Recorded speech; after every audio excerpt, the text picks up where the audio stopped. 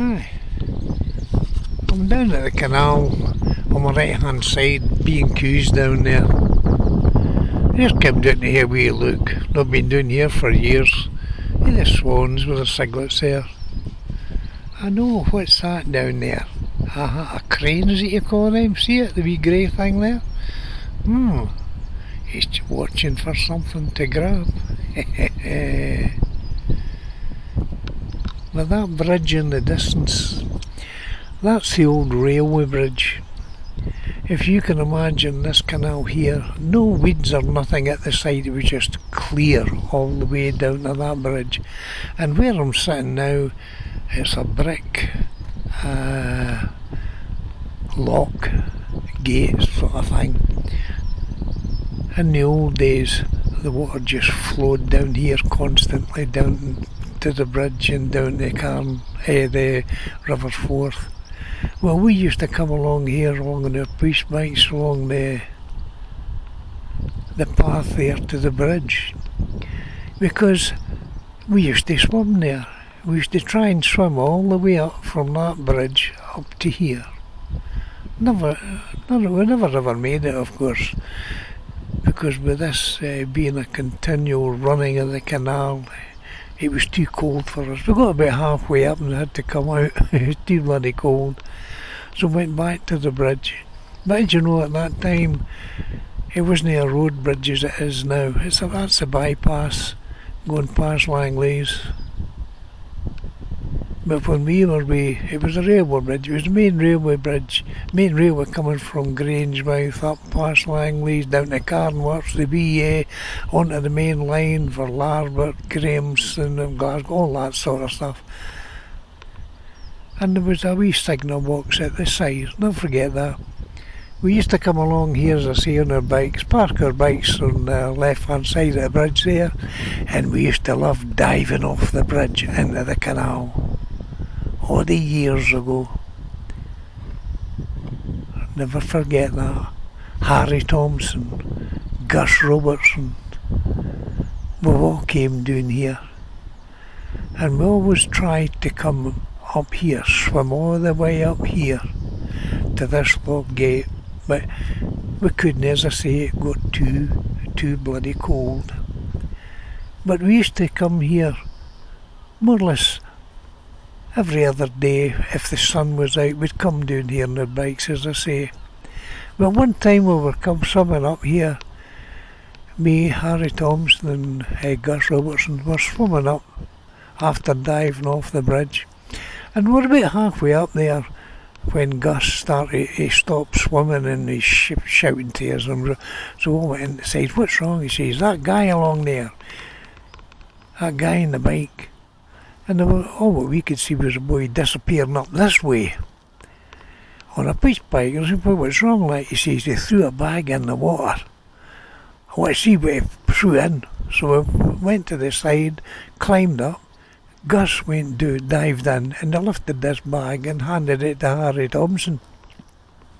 So Harry put it to the side, Gus got out and he opened the bag. It was tied with string and it was a wee bit heavy. So he opened up and here he put his hand aside and there was a half brick.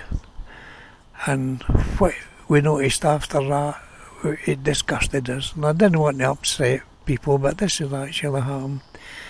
Inside the bag were 3 kittens. Of course, they were gone, you know.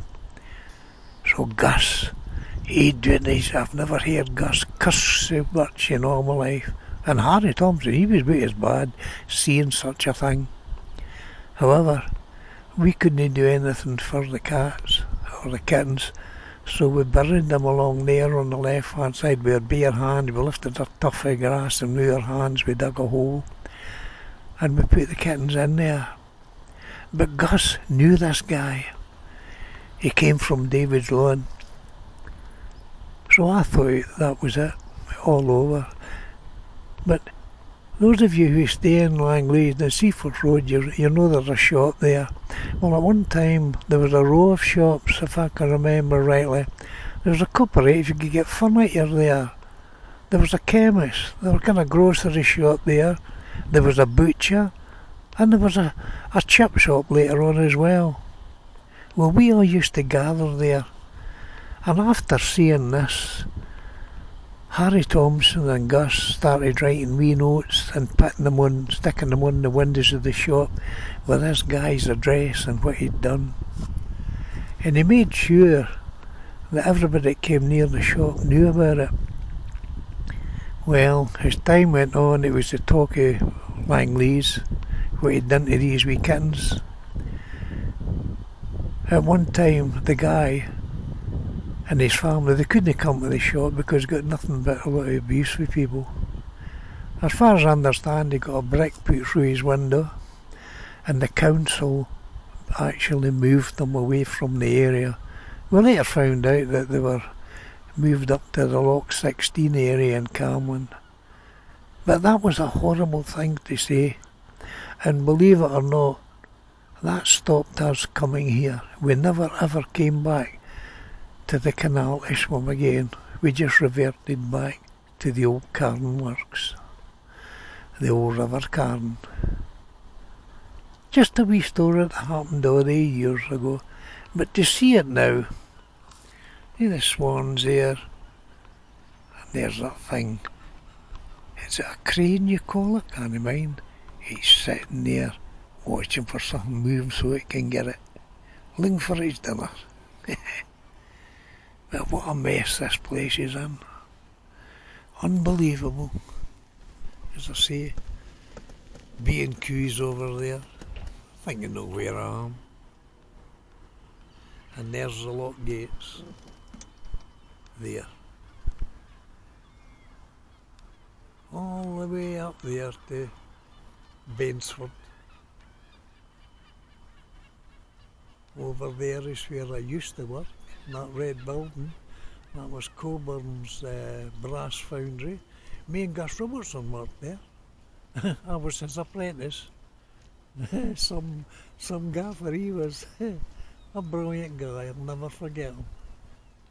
And so was Harry Thompson. But it just shows you. But it's all changed. All this was spotless at one time.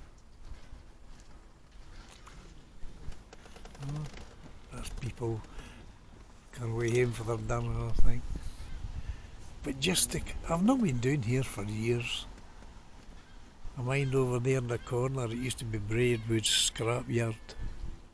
They used to have a few armoured cars in there at one time, but he wouldn't let you in to see them, because that's what I used to drive way back. Here's a wee story, how time changes, eh? I don't know.